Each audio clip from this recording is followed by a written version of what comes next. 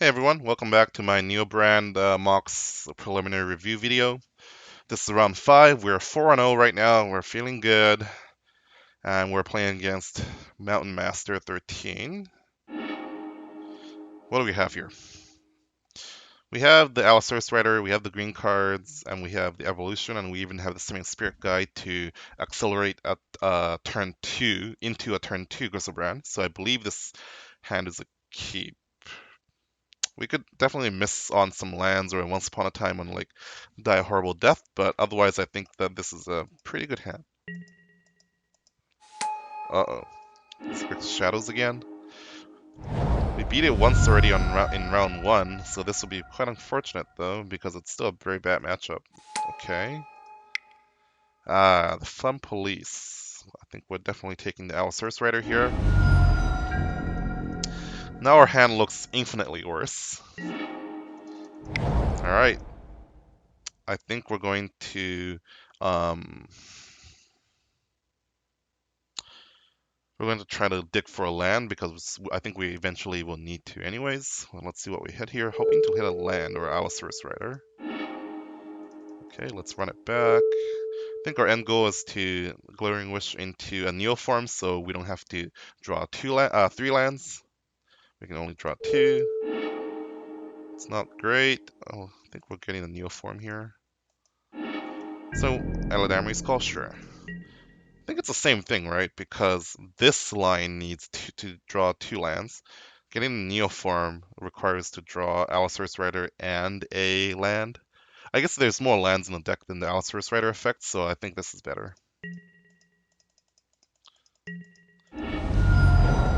Let's be clear here, though. We're not in great shape here. Yikes. We got punished for not getting Neoform, but what are you going to do? Now, this is not very good for us because we have to use our second Gemstone Mine counter, unfortunately. But we need to do this. I mean, if we got the Neoform, we would have potentially comboed off next turn, but that doesn't take away the fact that, we probably played pretty well and made the right decision here. We could just be dead as well. This is not bad, so I think like I might want to like upkeep, play the worm. Nope. Just gonna hold it. TBR. The issue is that the shadow is too big now, so even a resolved 7/7 Griselbrand is just going to be a chump blocker, which is unfortunate. We're gonna gain some life. So Neoform or Mana Source does it, kind of. I think we're locked out now. We can't even play a Allosaurus Rider to chump block because we don't have enough green cards to recombo. And I think we're dead here. So we're just gonna get a Bist. No, I don't know why the opponent didn't shock. Okay, well, there's 4 shock lands, so I think they're only basics now, so that makes sense. I think we're on a no outer here. I think about how an Allosaurus Rider can win the game for me. Well, actually, like if their hand is literally nothing here, then they can't really attack, right? But they always have something. We need to block. TBR does it. Snapcaster does it. Another creature does it. Oh, maybe it's Drawing the Lock. Drawing the Lock doesn't even do it. This is interesting. It could be a Dismember, I suppose. But we didn't get to see if we could punish them with a land, so we are locked out. We're attacking to send a message, but we lost game 1. So let's go to game 2 here.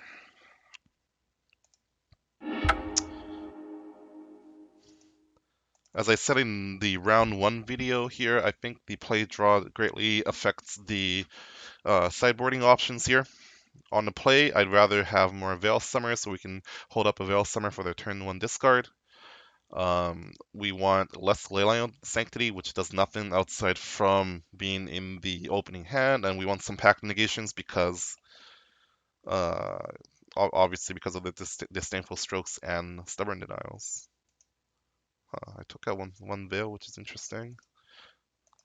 I think you just want hit the right mix of cards here. They have so many different angles that you just need to have a good draw anyways that line up for you.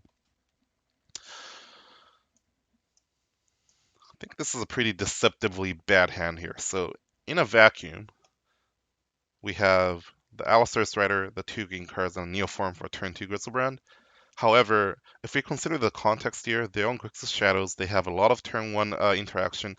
We can beat a turn 1 Stubborn Denial with the Simian Spirit Guide. However, we still need to pay for a Pact, and we're pitching away the 2 Nourishing Shells. So actually, our odds of completely comboing off without being disrupted is very low. So this hand looks good in a vacuum, but this is actually a pretty clear mulligan in my opinion. Pass me agreed. Of the Allosaurus Rider, we are missing at least one land, and we're missing at least one Neoform. We have the Leyline of Sanctity, and we have the Pact Negation, which hopefully buys us enough time. The hope is that if we keep this hand, Leyline would be like a 2 or 3 for 1, and Pact Negation can protect us. So even though we're at least 2 cards away, this is good enough of a hand, I guess. It's very marginal. And just like I don't like going to 5 against the discard deck, for example, like Gender Grixis Shadows. So I'm not liking it, but I think I'm keeping, and I think I'm ditching the Northern Show. We agree, and that's what we did. I'm hoping that they all like a triple Thoughtseize hand, and this kind of ruins them. Of course, they're probably gonna Thought Scour and turn 2 Gourmag, but I don't know. So we have the second piece of the combo. All we need is some lands and or Simian Spirit Guides and or Once Upon a Times to get us there. Opponent, I was only joking when you said please have the turn 2 Gourmag, but opponent doesn't have heart, and unfortunately their hand ostensibly lined up well against our hand. We're not out of it though. We need a land and a Neoform and 2 lands. So I think that this is very speculative, but I think we need to go for it because like who knows how many turns we have, right? So either if we make blue-green, Neoform isn't out. If we make green-green, then Simian Spirit Guide isn't out. There are equal number of them in the deck right now. So I believe we should make green-blue so that if we do hit our combo, then it's easier for us to combo out. Now, do we want to Summoner's Pact within the library? It's not as outlandish as you think here because we need to take one from the City of Brass. So I'm at 19. If I pass, then 19 becomes 14, and we lose the Grizzlebrand draw. Ultimately, I don't think it's worth it, but it's like definitely worth considering because we're closer to our death than like it looks. So I think we should make green-blue here. Never lucky. So let's make green-blue. We didn't get there, but that's okay. So Neoform could potentially be an out here, or a land, or a Simian Spirit Guide. I don't like the looks of this though. I have the Pact Negation, so that could be something here. Now the question is, do we Summoner's Pact within our library? Is this the last plausible turn for us to combo? It might be, yeah. We have this Pact Negation, and they haven't played anything, and I find it hard to believe that they don't have at least one interactive piece in terms of counterspell. And if we go down to 9, City of Brass gets us to 8. That's only one draw. Or if they TBR next turn, then that brings us to 4. I think it might look silly when we miss, but I think there's an argument to actually Summoner's Pacting here for a Chancellor of the Tangle, just so you can pitch to Allosaurus Rider and thin the library by 1 card here, so we can try to draw the land or the Simian Spirit Guide or the Neoform. I don't do that. However, I do get this, which is great.